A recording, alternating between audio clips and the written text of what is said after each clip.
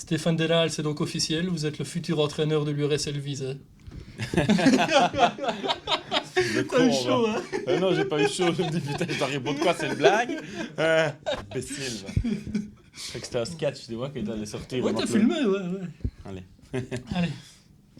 Stéphane Delal, la saison touche à sa fin. Elle fut très agréable pour vous et vos oisons.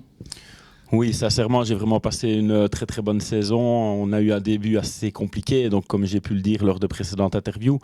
Au fur et à mesure de la saison, je pense qu'on est monté, je vais dire, tant au niveau qualité, technique aussi en présence physique, etc., pour vraiment terminer la saison par une note très positive. Donc on termine la saison quand même avec 7 victoires d'affilée.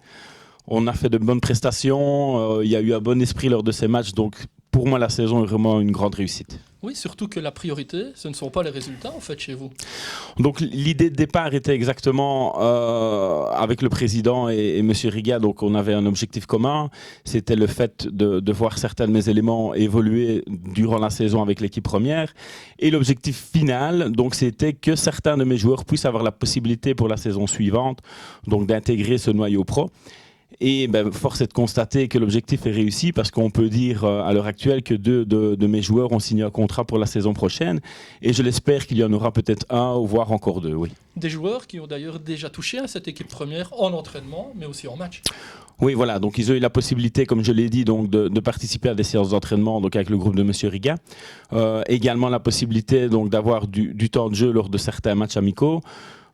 C'est déjà, je pense, une très très belle expérience et une très bonne reconnaissance pour notre groupe d'avoir cette possibilité pour mes joueurs, oui. Qu'attendre dès lors de la saison prochaine?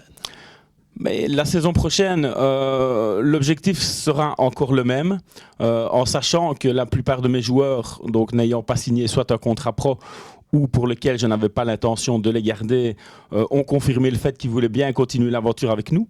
Donc l'objectif similaire, il sera similaire, en essayant d'intégrer également un maximum de U19 Interpro.